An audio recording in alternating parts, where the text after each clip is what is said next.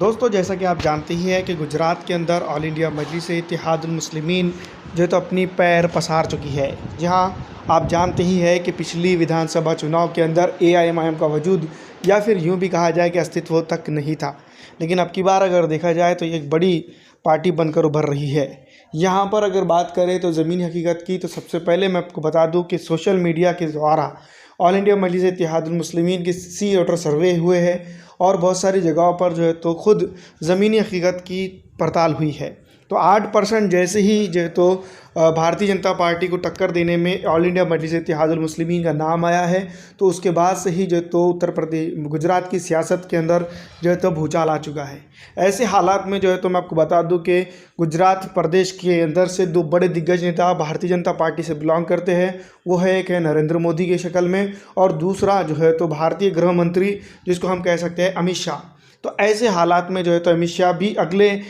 महीने की जो है तो अगले हफ्ते के अंदर जो भी कहा जाए कि गुजरात का दौरा कर सकते हैं। और यही मैं आपको बता दूं कि ऑल इंडिया मजलिस-ए-इत्तेहादुल मुस्लिमीन के सदर बैरिस्टर असदुद्दीन अवैसी साहब भी जो तो अगले महीने ही जो है तो गुजरात के दौरे पर रहने वाले हैं। बताया जा रहा है 10-11 या 11-12 तारीख को जो है तो असदुद्दीन अवैसी साहब गुजरात के दौरे पर रहेंगे। और ऐसे हालात में जो है तो आनन फानन के अंदर भारतीय गृह मंत्रालय के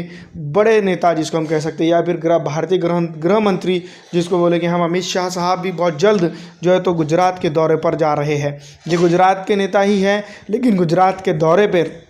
ये बहुत दिनों से नहीं थे। अब जो है तो ये गुजरात की तरफ रुख कर रहे हैं। बताया ये भी जा रहा है कि आने वाले दिनों के अंदर बहुत जल्द जो है तो भारतीय जनता पार्टी एक चेहरे के साथ जो है तो मैदान में उतरने वाली है गुजरात के अंदर, क्योंकि ऑल इंडिया मजलिस-ए-इत्तेहादुल मुस्लिमीन को सोशल मीडिया के हर तरह के प्लेटफॉर्म के ऊपर जो है तो 8% बताया जा रहा है। मुस्लिम पिछड़ा, अति पिछड़ा और आरक्षित समाज की अगर बात की जाए तो यहाँ पर जो तो ख़ास करके मुस्लिम समुदाय के ऊपर अगर हम बात करेंगे तो गुजरात के अंदर 11% मुस्लिम समुदाय आता है। ऐसे में जो है तो बड़ी बड़ी पार्टियों की हवा टाइट हो चुकी है गुजरात के अंदर। सबसे पहली बात अगर बात की जाए तो कांग्रेस पार्टी की हवा टाइट होनी चाहिए थी, लेकिन यहाँ पर जो है तो मैं आपको बता दूं भारतीय जनता पार्टी को भी प्रॉब्लम्स खड़े होते हुए नज़र आ रही है। अगर टोटल अगर देखा जाए, कुल मिलाकर अगर बात की जाए तो यहाँ पर अगर कांग्रेस पार्टी को अपनी सत्ता लाना है गुजरात के अंदर, जो कई वर्षों से